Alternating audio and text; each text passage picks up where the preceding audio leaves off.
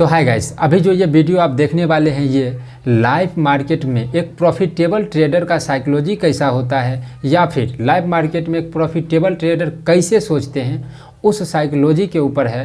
तो इस वीडियो में सीखने वाली बातें बहुत ही कम है और समझने वाली बातें बहुत ही ज़्यादा है और आप लोगों को सुनना उतना पसंद नहीं है, समझना उतना पसंद नहीं है। तो फिर भी हम आपसे गुजारिश करेंगे कि इस वीडियो को आप लोग पूरा देखिए।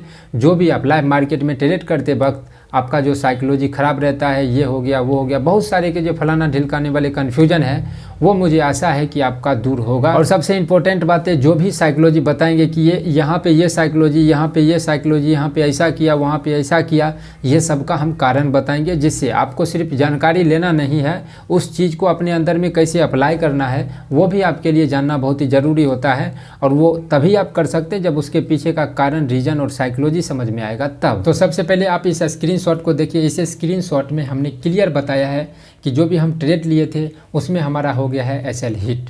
ये बताने का कारण था। और ग्रुप में हम ज़्यादा मैसेज नहीं करते हैं कि हमारा प्रॉफिट हुआ या फिर लॉस हुआ, जो व्यू है वो बता के छोड़ते हैं। लेकिन आज बताने का कारण था कि आज यहाँ पे हमें जो मार्केट दिख रहा था वो आप लोगों के हिसाब से था कि साइकोलॉजी को आप कैसे समझ सकते हैं। वैसा मार्केट आज हमें सवेरे से दिखा और इसके बाद हमको एक कंटेंट भी मिल गया, वीडियो बनाने के लिए मिल गया। ये भी एक कारण था, लेकिन कारण आप लोगों को समझ में आ रहा होगा।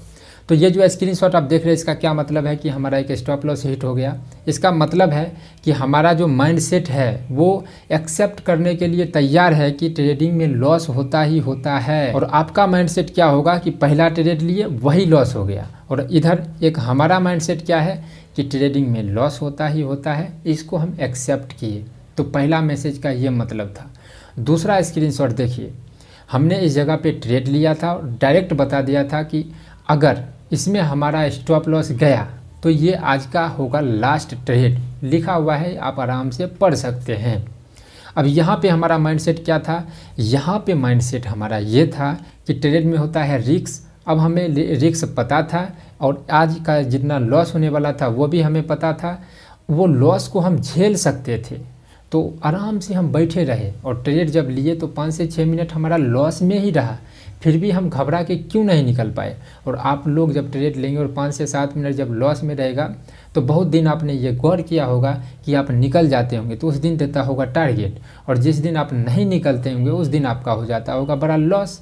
तो आपका जो माइंडसेट है कहाँ पे ख़राब है वो सोचिए, और हम कहाँ से सोच रहे हैं वो सोचिए। हम सोच रहे हैं कि जहाँ तक मेरा स्टॉप लॉस है यहाँ पे आएगा, आज का ट्रेड हम बंद कर देंगे। और हम पूरे एक्सेप्ट कर रहे हैं कि ट्रेडिंग में लॉस होता ही होता है, हर ट्रेड से प्रॉफिट नहीं बनाया जा सकता है। अब देखिए दूसरा, ये जो अगला स्क्रीनशॉट आप देख रहे हैं इसका क्या मतलब है। इसका मतलब है कि हम घबराए नहीं, और आप लोग घबरा जाते हैं तो आप गलती कर जाते हैं, लेकिन हम नहीं घबरा पाए। और यहाँ पे देखिए स्क्रीनशॉट पे हमने क्लियर बताया है कि 70% लॉट हमने हटा दिया, क्योंकि हमें जो प्रॉफिट था वो मिल चुका था। लॉस जो पहले वाला था उससे ज़्यादा हमें मिल चुका था। अब 30% लॉट को ही रखे हैं।